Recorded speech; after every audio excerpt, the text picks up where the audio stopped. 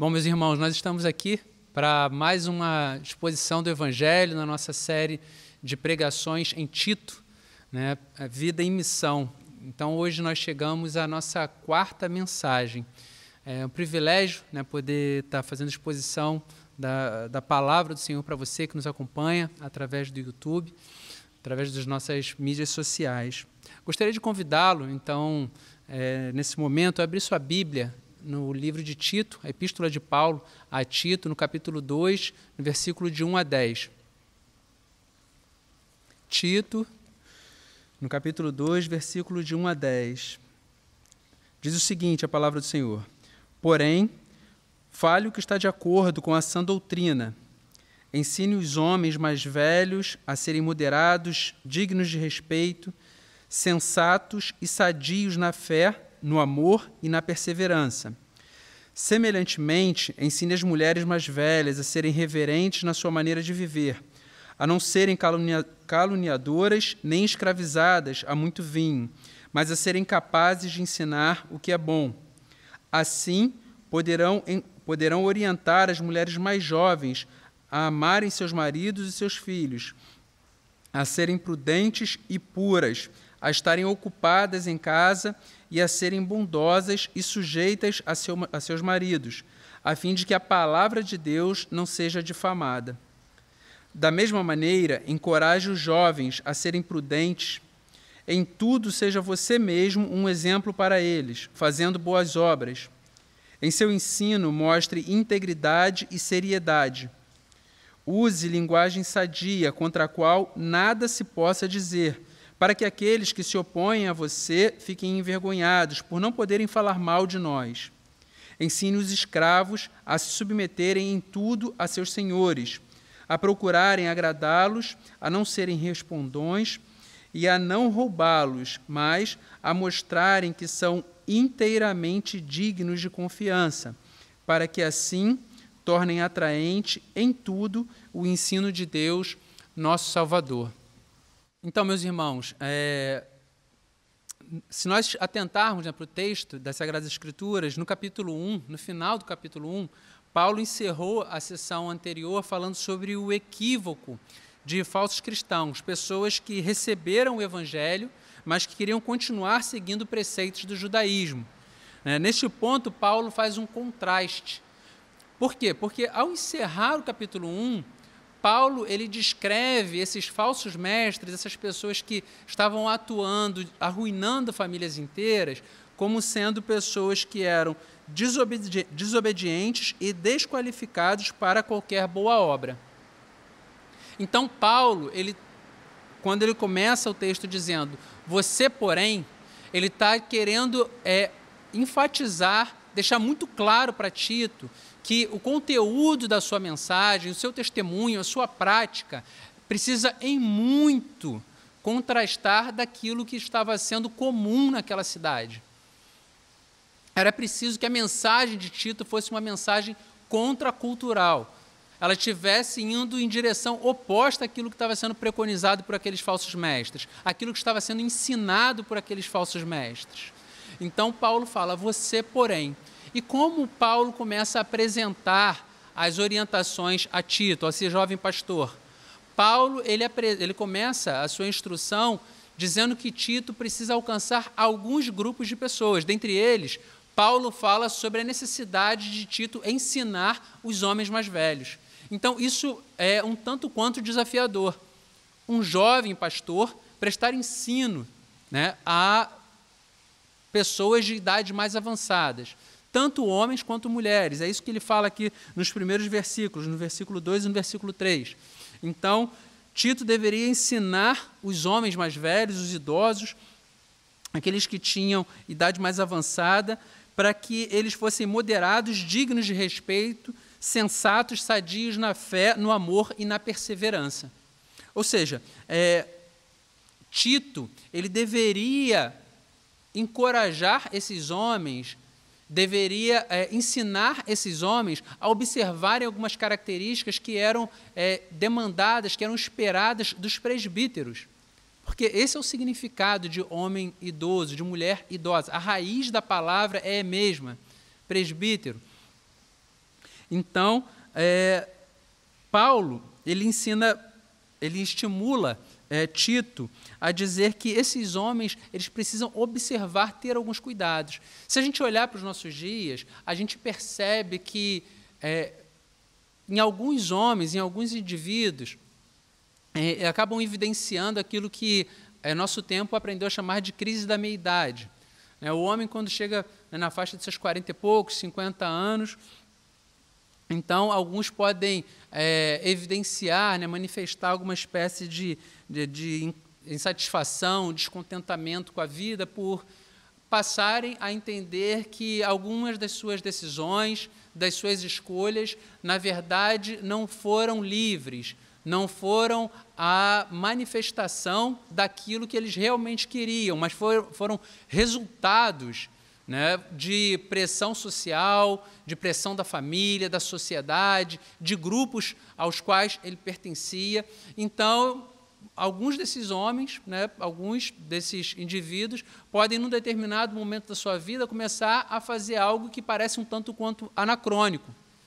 De repente, se lançar para a prática de um esporte totalmente diferente, para o qual ele nunca teve interesse. De repente, quer fazer um esporte mais radical, alguma coisa mais aventureira. De repente, ele quer se lançar numa aventura amorosa e, por conta disso, abandona sua esposa, sua casa, sua família, por entender que eram experiências que ele queria ter vivido num outro tempo e agora percebe que a sua vida está passando, que os seus dias estão correndo e como se ele desejasse remir o tempo, aproveitar melhor o tempo. Então, a gente se dá conta do quanto é enganoso lançar-se nessas práticas acreditando que poderá haver um resgate da juventude. Poderá haver um resgate a partir dessas escolhas, ao relacionar-se com uma mulher muito mais jovem, acreditar que isso vai trazer juventude para a sua própria vida, para a sua própria história. Então, Paulo, ele fala sobre a necessidade desses homens se mostrarem dignos de respeito e sensatos. A sensatez, ela nem sempre é algo que vem acompanhada dos anos. É necessário que nós estejamos atentos à necessidade de olhar para a nossa própria história e nos responsabilizarmos pelas escolhas que nós fazemos e sabendo que, por vezes, nós exercemos influência na vida de outros. Porque é inegável que na vida em comunidade, vez ou outra, nós influenciaremos a vida de outras pessoas e também seremos influenciados por elas. Quando nós observamos, por exemplo, nesse contexto eclesiástico, a gente pode se dar conta de membros de uma determinada comunidade cristã, de uma determinada igreja, por vezes reproduzirem textos, falas, alguns discursos, algumas ideias que o seu próprio pastor repete, fala de forma regular. Por quê? Porque se ele está ali ouvindo, domingo após domingo, sermão após sermão, a forma de exposição, a forma lógica que apresenta argumentos, enfim, palavras, jargões, expressões, então aquilo acaba ficando introjetado naquilo que eles estão escutando ali. Então, da mesma forma que isso acontece, a gente pegou esse exemplo para poder mostrar que isso acontece na relação com o pastor, isso acontece também na vida diária. Então, homens de idade mais avançada, eles têm a tendência, inevitavelmente vão acabar exercendo uma influência sobre os mais jovens.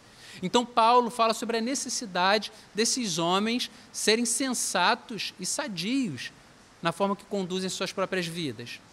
Mais do que isso, Paulo fala sobre a importância desses homens serem sadios na fé, no amor e na perseverança. Quando nós olhamos o livro de Eclesiastes, o rei Salomão, os primeiros capítulos, o discurso dele é um tanto quanto, parece ser um pouco depressivo, fala sobre a vaidade da existência, a repetição das coisas, e com o avançar da idade, o homem ele pode acabar adquirindo algumas tendências à indiferença, por lidar com o sofrimento não ser algo tão surpreendente, algo que não causa mais espanto. À medida que a gente vai envelhecendo, começa a lidar com essa informação de que pessoas sofrem, de que algumas pessoas praticam algumas maldades. Então, isso pode criar uma casca no nosso coração, a gente se tornar indiferente e até mesmo cínico, né, em relação às lutas, às provações, às dificuldades da vida, a ausência de expectativas, de esperar pelo novo. Então, Paulo, ele estimula Tito a fazer com que ele seja um incentivador, alguém que ensine os homens mais velhos a serem sadios na fé e na perseverança. O que é isso? Se a gente olhar, por exemplo, lá para o livro de Josué, no capítulo 14, no versículos 10 e 11, a gente vê Caleb, que foi um daqueles espias enviados por Moisés à terra que Deus havia dito que daria ao seu povo. Caleb, quando chega aos seus 85 anos, Caleb diz que ele tinha o mesmo vigor, a mesma alegria, a mesma disposição para guerrear, para poder lutar como ele tinha aos 40 anos. Um homem em idade extremamente avançada, mas ávido por ver as realizações de Deus através da sua vida. Então, isso é um testemunho para mim e para todos os outros homens que vão se aproximando, né, da idade mais madura. É um encorajamento para que a gente viva a nossa vida sempre esperando o novo de Deus, sempre vivendo com expectativas daquilo que Deus pode fazer em nossa vida e através das nossas vidas. Isso significa ser sadio na fé, ser sadio no amor, mostrar um coração sempre compassivo, disposto a prestar assistência àqueles que estão ao seu redor, ser um ajudador. Mas Paulo, ele não fala só dos homens mais velhos, mas também fala das mulheres. Fala sobre a importância de Tito encorajar as mulheres mais idosas a serem um exemplo para as mulheres mais jovens. Ele diz para que elas não sejam caluniadoras. Então, quando a gente para e pensa sobre isso, sobre esse alerta que o apóstolo Paulo faz, né, a Tito, o quanto ele deve estimular Tito a ensinar essas mulheres, porque algumas mulheres, com o passar dos anos, podem se sentir livres, né, de alguns freios sociais e passar a entender que podem falar o que bem quiserem, né, porque acabam perdendo aquela preocupação em querer causar uma boa impressão, em querer não constranger outras pessoas. Então, acaba se tornando muito sincera demais, né? Usando de um sincerismo que, por vezes, pode ferir pessoas e causando, né, às vezes com o uso de alguns acréscimos, fazendo calúnias de pessoas e ferindo a integridade de outras pessoas, ferindo a reputação, melhor dizendo, de outras pessoas. Então, Paulo fala sobre a necessidade de que essas mulheres, com o passar dos anos, não usem dessa segurança que a maturidade traz para ser caluniadoras e para fazerem uso demasiado de vinho, que também era uma acusação daqueles dias, era uma prática que era observada naqueles dias. Então, Paulo fala para Tito para encorajarem aquelas mulheres a terem uma outra postura, para que elas sejam uma referência para as mulheres mais jovens. Mas para quê? Para que essas mulheres mais jovens pudessem ser amorosas com seus maridos, com seus filhos, boas donas de casa, zelosas pelas suas casas, cuidando das suas casas. E mais, ele diz que para que, fazendo isso, vivendo dessa forma, as mulheres mais novas protejam a palavra de Deus, porque se elas não fizerem isso, elas acabam criando oportunidade para que a palavra de Deus seja difamada. Então, a gente percebe o quanto isso é sério. Então, as mulheres, nesse ponto, certamente sentem um peso sobre os seus ombros, porque hoje, nos dias que nós vivemos, muitas mulheres estão no mercado de trabalho e não há problema algum com isso. As mulheres atuarem no mercado de trabalho, desempenharem seus dons com excelência.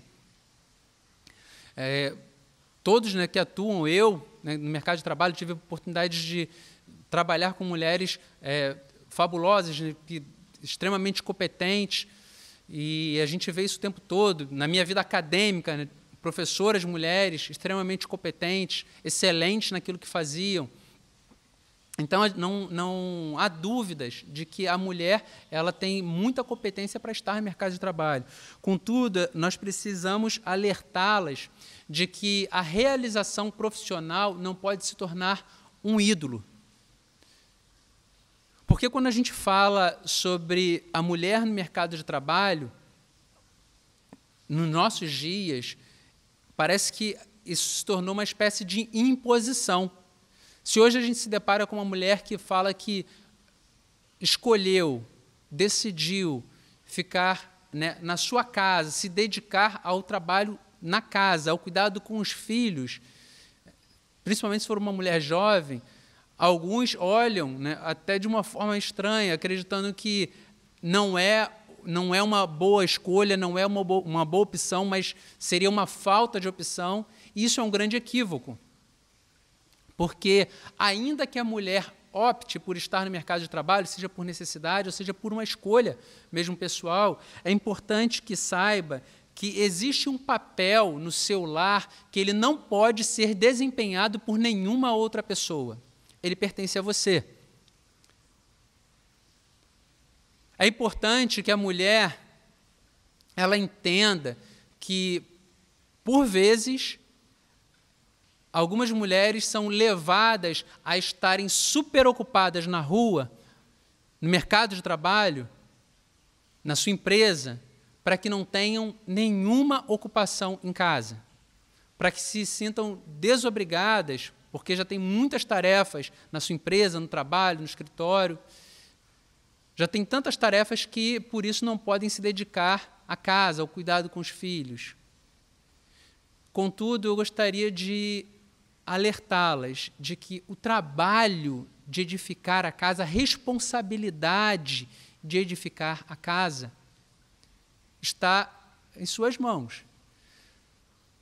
Se Paulo, em Efésios, ele fala sobre a necessidade do homem amar sacrificialmente a sua esposa, a gente vê lá em Provérbios o rei Salomão dizendo que a mulher sábia edifica o seu lar, mas a insensata o destrói com suas próprias mãos. Ou seja, quando ele fala que ela o destrói com suas próprias mãos, as suas ações vão acabar colaborando para que o seu lar seja desestruturado, ou a ausência delas. É necessário que a mulher ela seja um referencial de amor, de acolhimento, de pureza. Por mais que isso seja taxado como fora de moda, como algo ultrapassado, é difícil a gente ver uma pessoa que olhe para uma família estruturada nesses termos, em que a mulher se mostra zelosa com a casa, com os filhos, com o marido, se mostra como um referencial de amor e isso não seja apreciado. Por vezes a gente percebe pessoas que até criticam essa inclinação, essa tendência de algumas mulheres cristãs, atribuindo isso a uma certa forma de alienação, de ser bitolado, enfim, tentando rotular isso como algo negativo. Mas quando percebem isso na prática, de uma família funcionando nesses termos, inevitavelmente isso vai gerar admiração. Então, o apóstolo Paulo, aqui ele fala para Tito sobre a necessidade de encorajar as mulheres mais velhas a serem referenciais para que as jovens cuidem das suas famílias a partir desses termos. Mais à frente, o apóstolo Paulo fala sobre um outro grupo de pessoas. Agora ele começa a falar sobre os jovens. Então, ele orienta Tito a ensinar os jovens a serem prudentes. E a palavra que ele utiliza, né, para os jovens, ele fala: encorajem os jovens a serem prudentes. Encorajem os jovens. Então, a palavra que é traduzida para a gente como encorajar é paracaléu, é a mesma raiz da palavra que Cristo fala que enviaria um consolador, o Espírito Santo, aquele que estaria ao lado, aquele que falaria ao lado, aquele que levaria consolo, que estaria ali dando instrução. Então, Paulo está dizendo para Tito, para que ele seja aquela voz ao lado do jovem, sempre falando para que ele seja prudente. Então, isso é muito interessante a gente atentar para esse aspecto, porque a gente não pode desconsiderar, né, que a juventude ela carrega consigo toda a intensidade da vida. É a primavera da nossa existência. É o momento em que todas as nossas potencialidades estão aflorando. Então, o horizonte, né, parece que 1000 possibilidades, né, estão à nossa frente. Então, a gente percebe que os jovens eles têm muitos ímpetos, né, esse excesso de paixões. Entretanto, Paulo estimula Tito a alertar esses jovens para ter cuidado com esses ímpetos, cuidado com as paixões. Ele fala que eles devem exercer autocontrole. Então, isso é prudência. É necessário que o jovem seja prudente para planejar o seu futuro, planejar seu futuro profissional. É necessário que o jovem seja prudente na forma com a qual ele administra a sua sexualidade. E isso, em nossos dias, parece que as pessoas estão até se furtando de falar sobre isso, porque parece que é algo que já é dado como ponto pacífico, que nós vivemos dias em que sexualidade é algo muito pessoal e que a pessoa deve conduzir da forma como quiser. Mas não. O jovem cristão, ele não deve ser aquele que utiliza o outro como um objeto, coisificar outra pessoa para satisfazer os seus prazeres, e muito menos se permitir ser um objeto nas mãos de outras pessoas. É necessário que o jovem cristão entenda que a forma como ele administra a sua vida, a sua sexualidade, impacta na relação que ele tem com Deus e na comunhão que ele tem com o próximo. Sejam prudentes, exerçam o autocontrole. É óbvio, como nós falamos, né, a gente está na flor da idade, enfim, querendo viver várias coisas, experimentar várias coisas. O mundo tem sido um grande leque de opções, mas conforme Paulo falou para Tito, lá no versículo 1, você, porém, exortando Tito a que o seu discurso, a sua prática, a sua fala fosse diferente daqueles que estavam naquela cidade, a palavra de Deus ela também exorta os jovens a apresentarem um você, porém. A sua prática, a sua conduta, a maneira como você administra a sua vida, precisa evidenciar que existe algo diferente em você.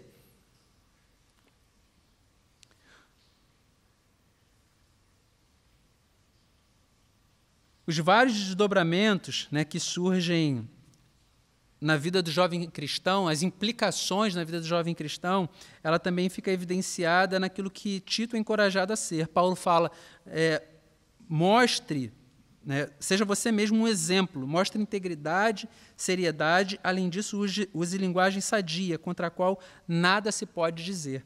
Ou seja, aquilo que Tito evidenciaria como testemunho, como prática, isso deveria ser imitado pelos jovens. Ou seja, integridade, seriedade, linguagem sadia. Então, em todos esses aspectos, é necessário que o jovem exerça prudência, que o jovem evidencie prudência. Por fim, no versículo 9, Paulo ele fala para Tito ensinar os escravos. E aqui é necessário que a gente faça uma contextualização, porque naquele tempo era o tipo de relação servil, o tipo de relação trabalhista estabelecida. Então, Paulo ele fala para que os escravos eles se empenhassem em agradar os seus senhores. Ou seja, eles não fizessem somente aquilo que os seus senhores esperavam que eles fizessem, mas que eles verdadeiramente se empenhassem para agradar aos seus senhores.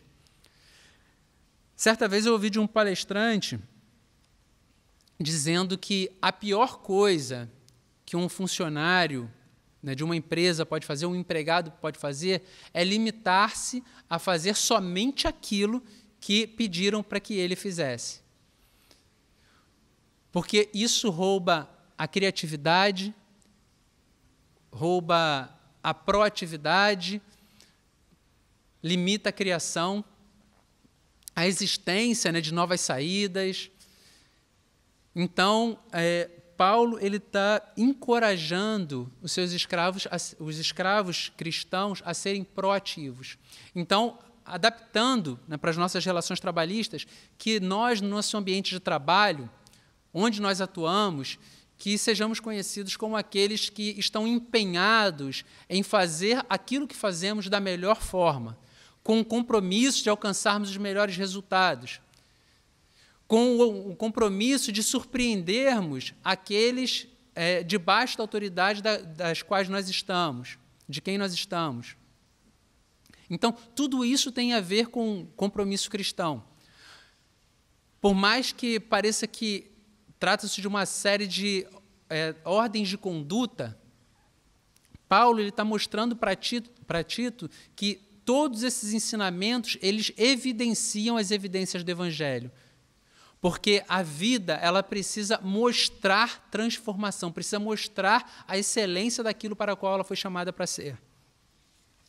E se nós nos apropriarmos desse exemplo dos escravos e nós os extrapolarmos, a gente pode trazer à mente, né, à memória, o texto de Romanos, capítulo 6, no versículo 22, quando Paulo fala: mas agora que vocês foram libertados do pecado e se tornaram escravos de Deus, o fruto que colhem leva à santidade e seu fim é a vida eterna.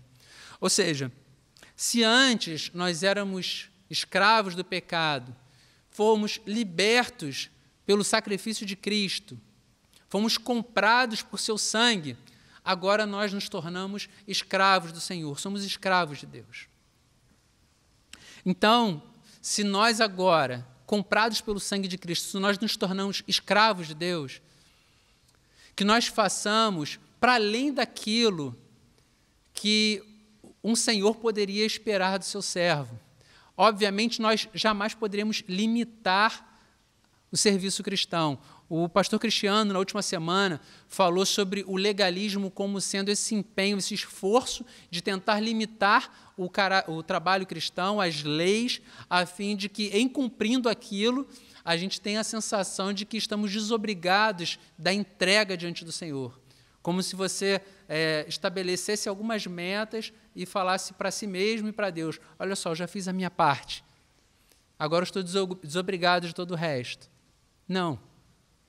Que essa não seja a mentalidade que permeie em nós, não seja o sentimento que permeie o nosso coração, mas que estejamos empenhados a sempre fazer aquilo de maior que nós podemos fazer, aquilo que de maior nós podemos conceber, que estejamos atentos a pensar maneiras criativas de como nós podemos servir ao Senhor no lugar onde nós estamos inseridos, no lugar onde nós estamos integrados, seja no trabalho, seja na faculdade, na escola, na vizinhança.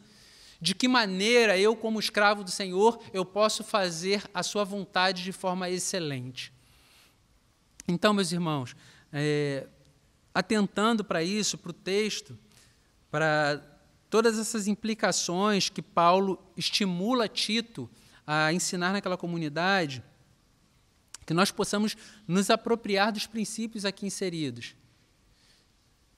Às vezes a gente escuta alguns elogios, né, a determinadas igrejas falam: não, é uma igreja linda, que é uma igreja, né, de jovens, ou uma igreja mais tradicional, uma igreja de pessoas de idade mais madura. Quando a gente olha para essa porção da epístola de Paulo a Tito, a gente percebe que a comunidade cristã ela é marcada pela presença de idosos, homens, mulheres, escravos, mulheres jovens, homens jovens, ou seja, que essa pluralidade de faixas etárias, de atividades profissionais, que tudo isso permeia as nossas comunidades, que a gente não limite a ação do Evangelho, que a gente possa, enquanto escravos do Senhor, nós possamos ser agentes do reino para poder falar das boas novas da salvação para pessoas de idade mais avançada, pessoas muito jovens, pessoas que atuam atividades profissionais mais modestas, pessoas que atuam em áreas profissionais, atividades profissionais de maior envergadura, enfim, que nós sejamos escravos do Senhor, a fim de que possamos ganhar para Cristo todo tipo de pessoa. Amém? Que Deus os abençoe. Eu gostaria de convidá-los a orar nesse momento. Feche seus olhos.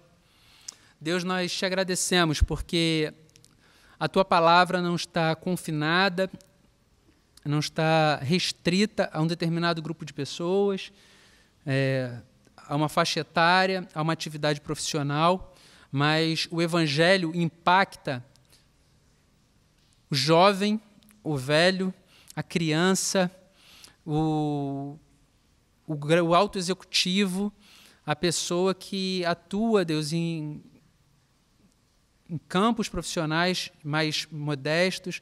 Enfim, a Tua palavra ela é relevante para todo homem e para toda mulher. Te pedimos, Deus, que a nossa vida seja transformada pelo Senhor e que a gente venha viver, Deus, verdadeiramente como escravos da Tua vontade, que não seja a nossa vontade, mas a Tua a se cumprir em nós. Deus amado, em nome de Jesus Cristo nós te oramos. Amém, Senhor. Meus irmãos, que Deus os abençoe, que tenhamos todos uma excelente semana. E convido vocês a nos acompanharem, né, nas mídias sociais. Nós estamos com algumas atividades, reuniões de homens, de mulheres, escola bíblica. Então, que vocês estejam conosco. Que Deus os abençoe. Excelente semana.